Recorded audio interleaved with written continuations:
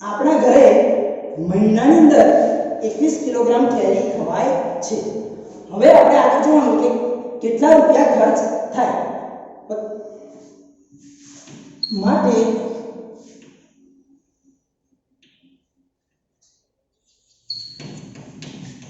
એક મહિનામાં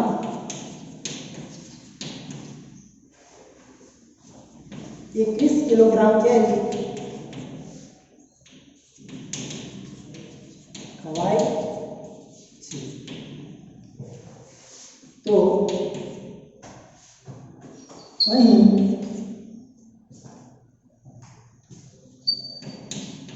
એક કિગ્રા કેરીનો ભાવ બરાબર 75 રૂપિયા છે। તો એક મહિનામાં કેટલી કેરી ખવાય છે? 21 કિલોગ્રામ। તો 21 કિલોગ્રામ કેરીનો કુલ ખર્ચ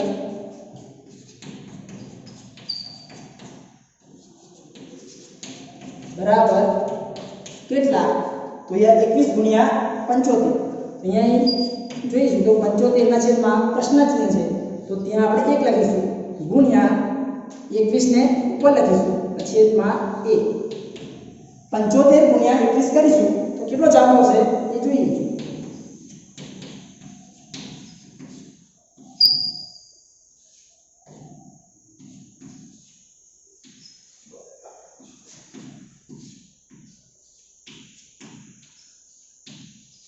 एक 1575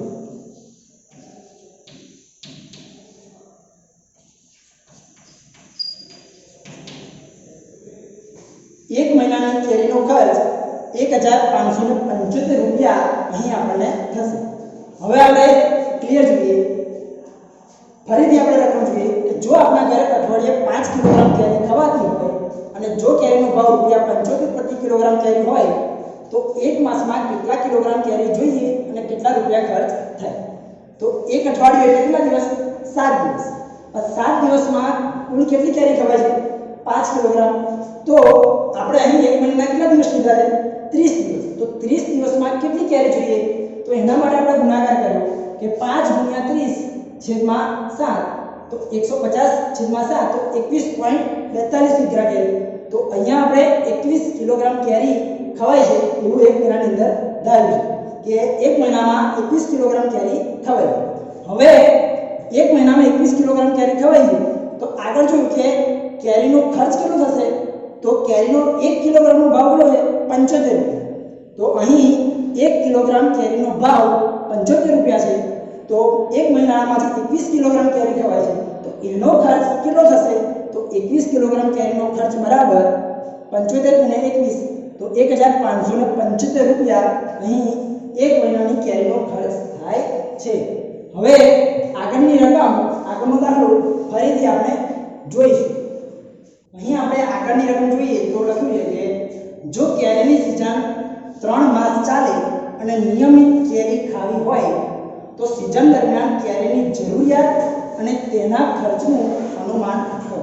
એટલે કે 3 મહિનાની કુલ કેટલી કેરીઓ આપણે જોઈએ અને તેનો કુલ ખર્ચ કેટલો થાય એ આપણે અહીં શોધવાનું છે।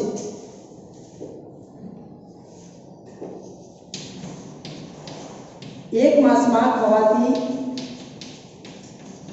કેરી બરાબર 21 કિલોગ્રામ માટે 3 માસમાં કુલ કેટલી કેરી અહીં 21 ગુણ્યા 3 તો 21 ગુણ્યા 3 કરીશું તો કેટલા થશે? 3 × 3 = 6 63 કિલોગ્રામ। એટલે કે એક મહિનામાં આપણે 21 કિલોગ્રામ કેરી લઈએ તો 3 માસમાં કુલ કેટલી કેરી જોઈએ આપણે? તો 63 કિલોગ્રામ કેરી જોઈએ। અહીંયા આપણે બે વસ્તુ શોધવાની કે કેટલા કિલોગ્રામ કેરી જોઈએ અને એનો કુલ ખર્ચ કેટલો થાય। તો અહીં આપણે કુલ કેટલી કેરી જોઈએ 3 માસમાં? તો 63 કિલોગ્રામ। તો હવે એનો ખર્ચ કેટલો થશે? તો એક માસમાં કેરીનો કુલ ખર્ચ બરાબર 1575 માટે 3 માસમાં કુલ કેરીનો ખર્ચ બરાબર કેટલા? તો અહીં આપણે એક માસ કેરીનો કુલ ખર્ચ કેટલો છે? 1575 રૂપિયા. તો આપણે 3 માસ કેરીનો કુલ ખર્ચ આપણે શોધવાનો છે. તો અહીંયા 1575 નીચે શું આપ્યું છે? પ્રશ્નાચિહ્ન. એની જગ્યાએ આપણે 1 લખીશું. 1575 છેદમાં 1 ગુણ્યા 3 ઉપર જતા રહેશે અને આ 1 જે છે એ નીચે આવશે. તો અહીંયા 1575 ગુણ્યા 3 છેદમાં 1 એકનો ગુણાકાર તો 1 જ રહેશે એટલે 1575 ગુણ્યા 3 કરીશું.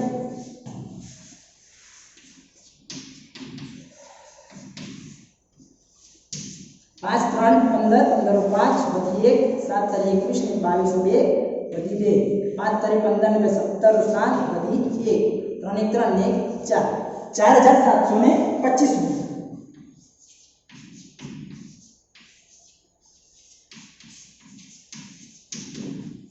અહીં 3 માસ કેરીનો કુલ ખર્ચ 4725 રૂપિયા થશે.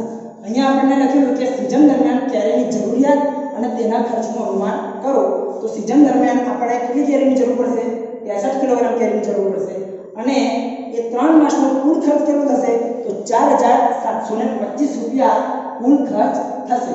હવે પછીનો જે નેક્સ્ટ દાખલો છે એ આપણે ફરીથી જોઈશું.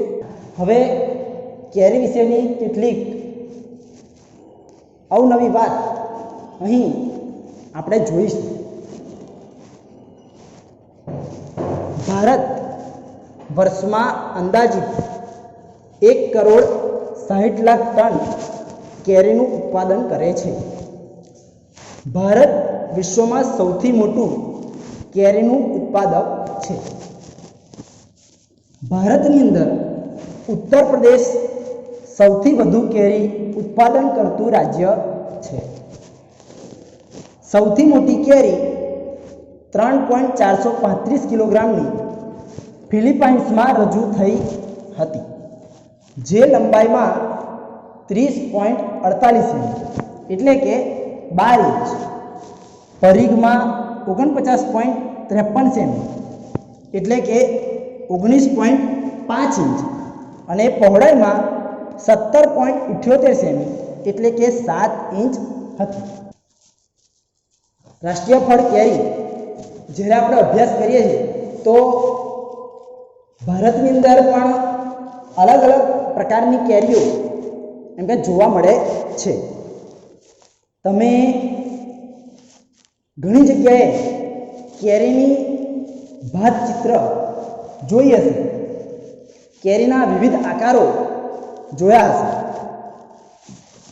અલગ અલગ પ્રકારની કેરી સમગ્ર ભારતભરની અંદર પ્રખ્યાત છે. ભારતની અંદર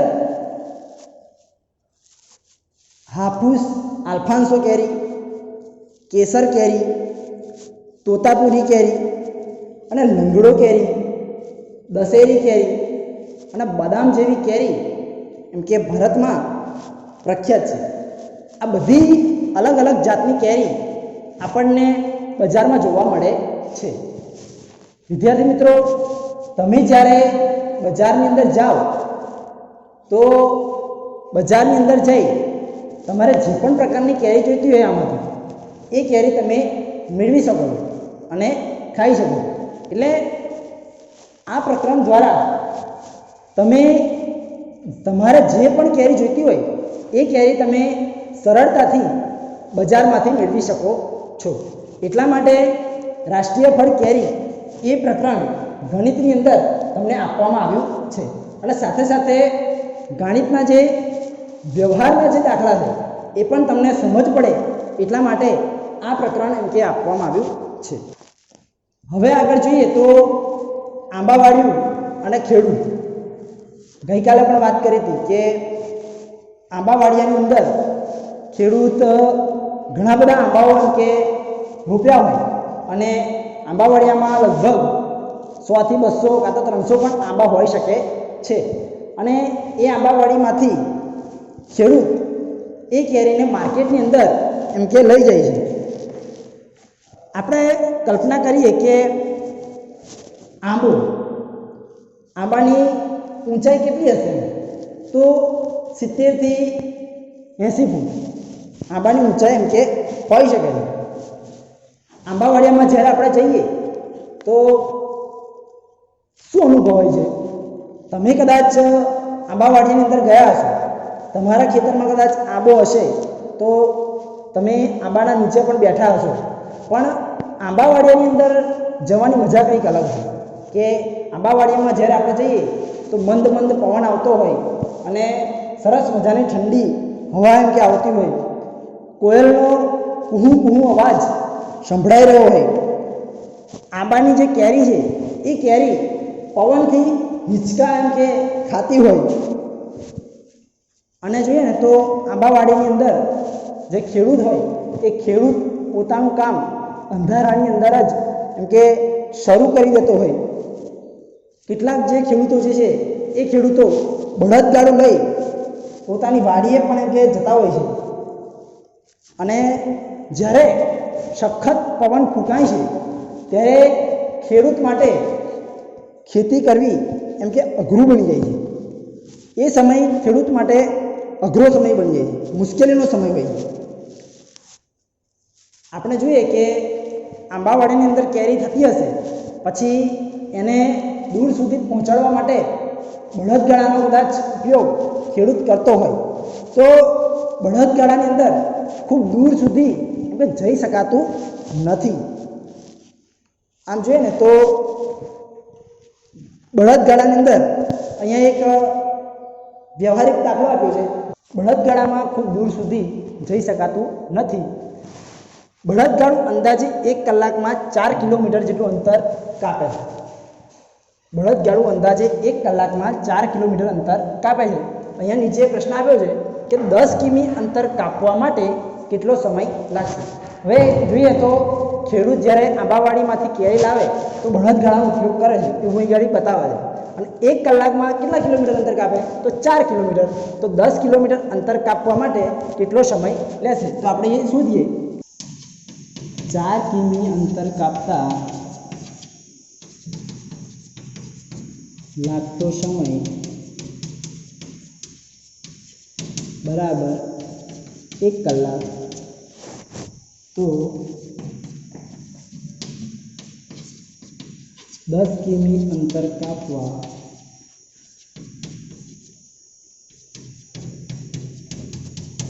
લાગતો સમય બરાબર કેટલા? અહીંયા ક્રોસ ગુણાકાર થશે તો અહીંયા 1 કલાક લખ્યું છે, એની નીચે પ્રશ્નાર્થ ચિહ્ન છે, તો અહીંયા આપણે 1/1 જ લખીશું, ગુણ્યા 10 ઉપર જશે અને 4 નીચે આવશે. તો અહીંયા 10 એકા 10, 4 એકા 4, 10 અને 4 નો ભાગાકાર કરીશું. 10 ભાગ્યા 4, 4 દુ 8, 10 માંથી 8 જશે તો 2. અહીંયા આપણે પોઈન્ટ મૂકીશું, 0, 4 પંચા 20, 0 0, એટલે કે 2.5 કલાક. અહીંયા આપણે 2.5 કલાક જે છે એમાં 2 કલાક અને 5 એ શું થશે જોઈએ આપણે. તો 2 વત્તા 5/10 ગુણ્યા 60, 10 1 10, 10 6 60, 6 પંચા 30 મિનિટ. એટલે કે 2.5માં જે 0.5 જે છે એને આપણે મિનિટમાં ફેરવ્યા, એટલે કે 2 કલાક 30 મિનિટ સમય લાગશે. તમે ઘણી બધી કેરી વિશે માહિતી મેળવી. હવે આપણે આગળ જોઈએ કે વેચાણ માટે જે તૈયાર થયેલો માલ જે હોય છે એ માલ ખેડૂત ખેતીવાડી ઉત્પન્ન બજારી સમિતિ સુધી એટલે કે માર્કેટ સુધી પહોંચાડવા માટે અલગ અલગ સાધનોનો ઉપયોગ કરે છે. ટ્રેક્ટર હોય, બળદગાડું હોય કે પછી ટેમ્પી હોય, ગમે તે સાધનનો ઉપયોગ એમ કે કરતા હોય અને એના દ્વારા બજાર સુધી એ કેરીને પહોંચાડે છે. આજના સમયમાં જોઈએ તો કેરી ઉત્પાદકો ખૂબ જ ખુશ છે, કેમ કે આ વ્યવસાય રાષ્ટ્રીય અને આંતરરાષ્ટ્રીય કક્ષાનો થઈ ગયો છે. આપણી કેરી દેશના વિવિધ રાજ્યોની અંદર અને વિદેશોની અંદર પણ જાય છે. ખૂબ મોટા જથ્થામાં કેરીનું પરિવહન ટ્રક અને ત્યારબાદ હવાઈ જહાજ દ્વારા થાય છે. પરંતુ આજે આપણે જોઈએ તો પર્યાવરણ અને સ્વાસ્થ્ય માટે ચિંતાની બાબત એ છે કે હાલમાં ઝડપથી કેરી તૈયાર કરવા માટે આંબાવાડીઓની અંદર રાસાયણિક ખાતર અને દવાઓનો ઉપયોગ ખૂબ ઝડપથી વધી રહ્યો છે અને એના કારણે જમીન ખરાબ અને બિનઉપજાઉ બની રહી છે. એટલે કે જમીન ખરાબ થઈ રહી છે. કાચી કેરીને ઝડપથી પકાવવા માટે આજે લોકો હાનિકારક રસાયણોનો ઉપયોગ કરે છે, જે આપણા સ્વાસ્થ્યને નુકસાન પહોંચાડે છે. આજે જોઈએ ને તો ઘણા બધા ખેડૂતો રાસાયણિક દવાઓનો ઉપયોગ કર્યા વગર ઓર્ગેનિક પદ્ધતિથી કેરીની ખેતી કરી પોતાની જમીન અને આપણું સ્વાસ્થ્ય સારું રાખવાનો પ્રયત્ન કરે છે. આપણા ઘરે સામાન્ય રીતે કેરી જ્યારે પકાવીએ છીએ, આપણા ખેતરની અંદર આંબો હોય અને કેરી ઉતારી લાવીએ તો એ કેરીને પકાવવા માટે આપણે શું કરીએ છીએ? તો આપણને ખબર જ છે કે સૂકું ઘાસ હોય, કોથળા હોય કે પછી કાગળ કે અનાજની વચ્ચે આપણે એ કેરીને મૂકી દઈએ છીએ અને એ કેરીને પકવી અને આપણે ખાઈએ છીએ. સેંકડો વર્ષથી આપણા દેશની અંદર કેરી અનેક જાત અસ્તિત્વમાં છે. પહેલાં મોટા મોટા દેશી આંબાની સંખ્યાઓ વધુ હતી. આમ જોઈએ ને તો સામાન્ય રીતે આંબાવાડીની અંદર 2-4 આંબા જોવા મળે. આજે કલમી આંબા ખેડૂતો વધારે ઉપયોગ કરે છે. દેશની અંદર આંબાઓ મૃતપાય અવસ્થામાં જોવા મળે છે. એવું પણ કદાચ તમે સાંભળ્યું હશે કે પિયતવાળો જે વિસ્તાર હોય ત્યાં એમ કે આજે દેશી આંબા જે છે એ દેશી આંબા સુકાઈ રહ્યા છે. અને જો કદાચ આ આંબાવાડીઓ નહીં રહે તો આપણને સ્વાભાવિક છે કે કોયલના ટંકા કદાચ સાંભળવા નહીં મળે. આપણા પૂર્વજો, દાદા પિતાજી એ બધા આંબાવાડીઓનું કાં તો આંબા ઉપર ચડવાની, આંબાની કેરી ઉતારવાની મજા એમ કે માણી હશે. પણ જો આંબાનું અસ્તિત્વ નહીં રહે તો આપણે એ મજા માણી શકીશું નહીં. એટલા માટે કદાચ આંબા વિશેનો એક અહેવાલ આપણે પણ ખરેખર તૈયાર કરવો જોઈએ કે આંબો અને કેરી ઉપર જે સંકટ વધી રહ્યું છે તેના વિશે આપણે કંઈક લખી શકીએ.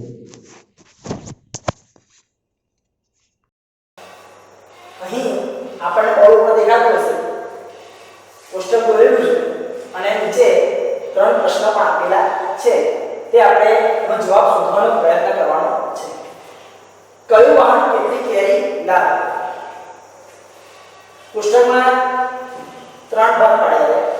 વાહનનો પ્રકાર, 1 ફેરામાં કેરીનું થતું વહન કિલોગ્રામમાં, વાહનની ઝડપ, 1 કલાકમાં કપાતું અંતર કિલોમીટર, બળદગાડું 1 ફેરામાં 200 કિલોગ્રામ કેરી લાવે અને 1 કલાકની અંદરે 4 કલાકની અંદરે અંતર કાપે છે. છક્કો રિક્ષા 600 કિલોગ્રામ અને એના માટે 12 કલાક સમય લે. ટ્રેક્ટર 800 કિલોગ્રામ લાવે અને એ 20 કલાક લેશે અને ટ્રક એ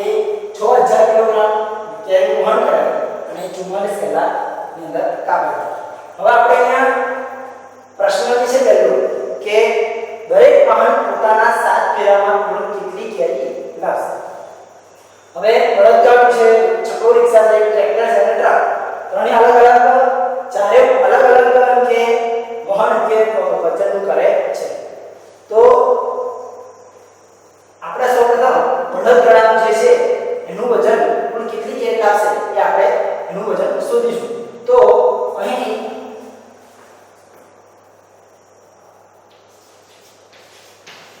બળદગાડું એક ફેરામાં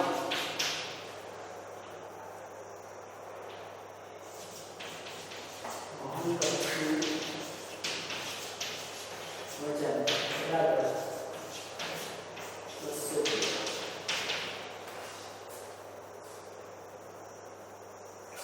તો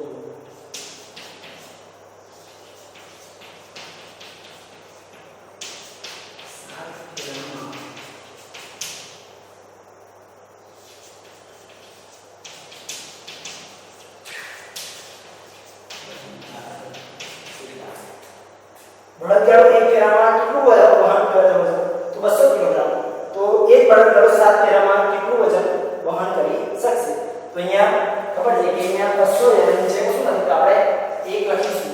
200 ના છેદમાં 1 ગુણ્યા 7 ઉપર જશે અને નીચે બરાબર 200 અને 7 નો ગુણાકાર કરીશું તો 0 0 7 ગુણ્યા 1400 કિલોગ્રામ કેરીનું વહન તે 7 ફેરાની અંદર કરશે. હવે વિદ્યાર્થી મિત્રો બીજા જે બે પ્રશ્ન છે કે ટ્રેક્ટર 6 કલાકમાં કેટલું અંતર કાપશે? ત્રીજો જે પ્રશ્ન છે છકડો રિક્ષા 60 કિમી અંતર કાપવા કેટલો સમય લેશે?